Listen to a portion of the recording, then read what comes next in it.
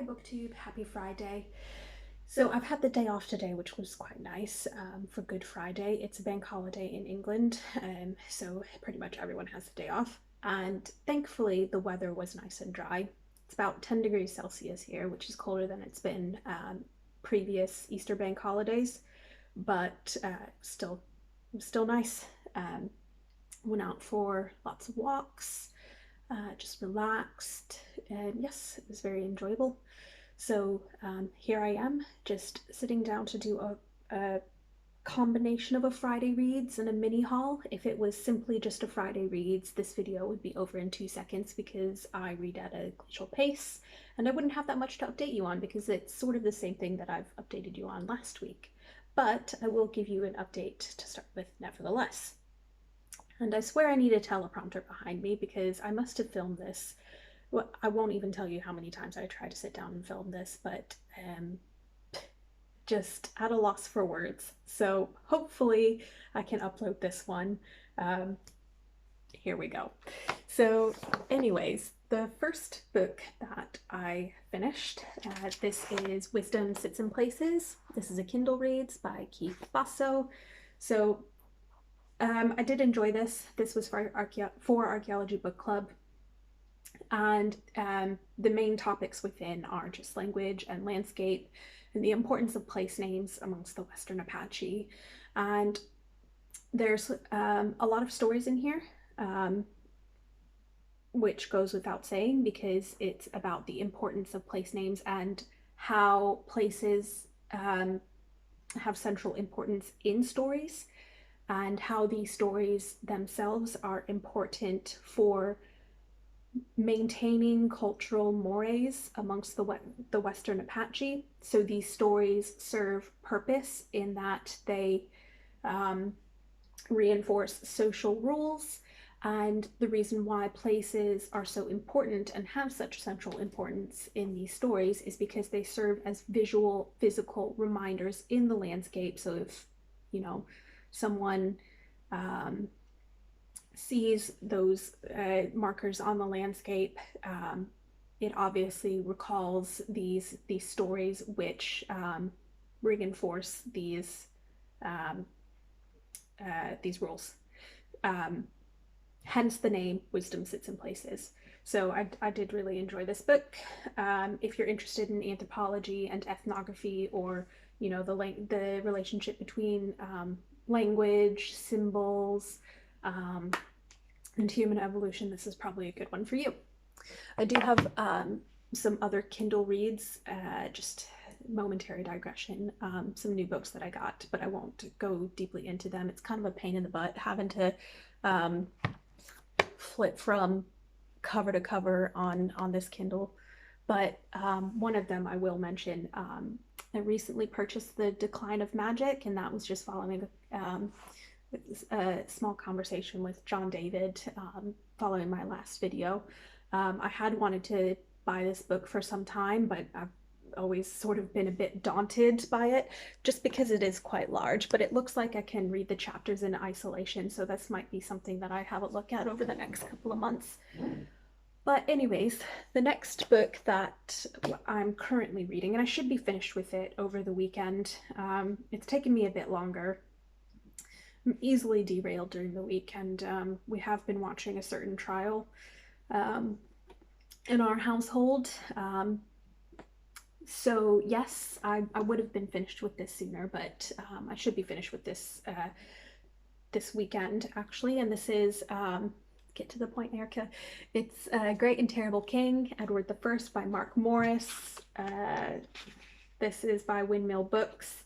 I don't have much to say about this except it's just another biography about another Plantagenet king. You guys have heard me talk about Plantagenet kings and queens on my channel so many times. I mainly, well, I wouldn't say mainly, but I do read a lot of biographies about them.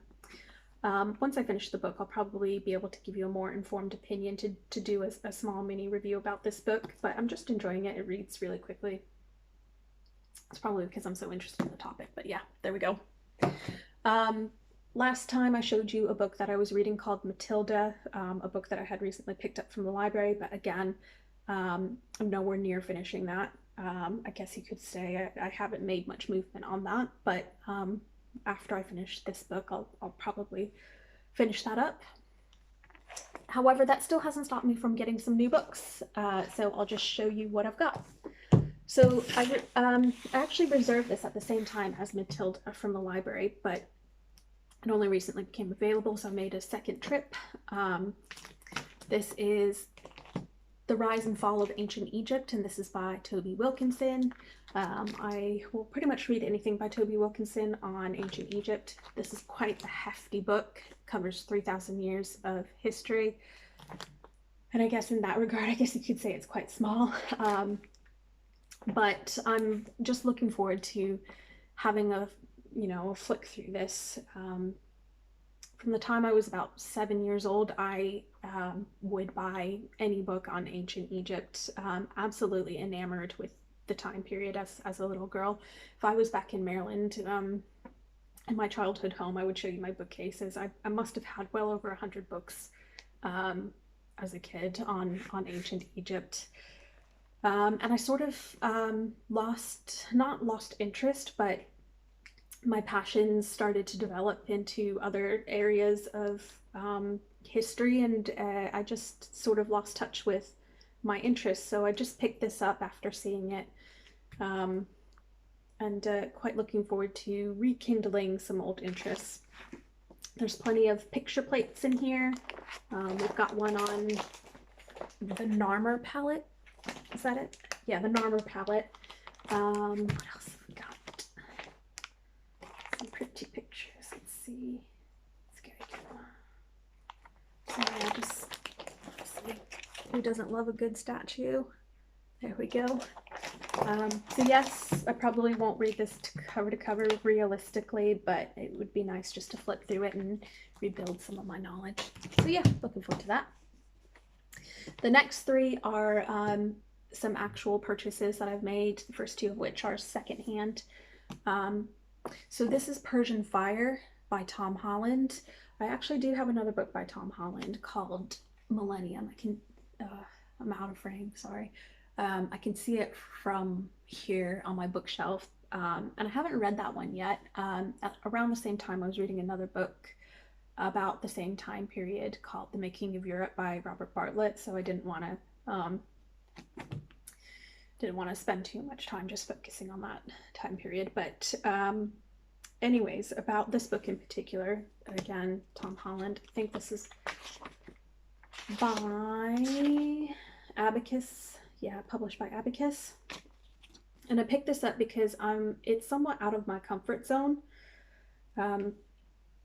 I have a basic understanding of the Persian Empire and Greek city-states from, school days, but I don't actually have an in-depth knowledge of the events which led up to, Thermopylae or Marathon. I don't really know that much about Xerxes or other, I don't know that much about the Persian Empire.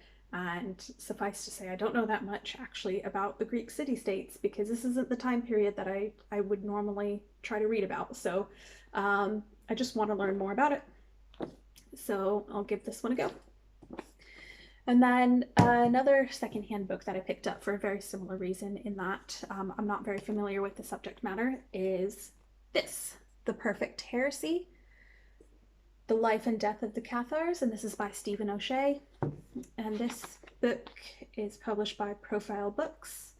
So yes, I'm familiar with the Albigensian Crusades. I know the basic players, Raymond of Toulouse and Simon de Montfort. I know basically what the movement was and why why they were trying to stamp it out, but I don't know how the movement developed, how it gained traction, why there was so much resistance. So I am just quite happy to read through this just to have that understanding. So I'm looking forward to that. This is a very manky book, by the way. I don't know if you can see all of that on there, but for the price of £2-3, I'm not going to complain. So yes,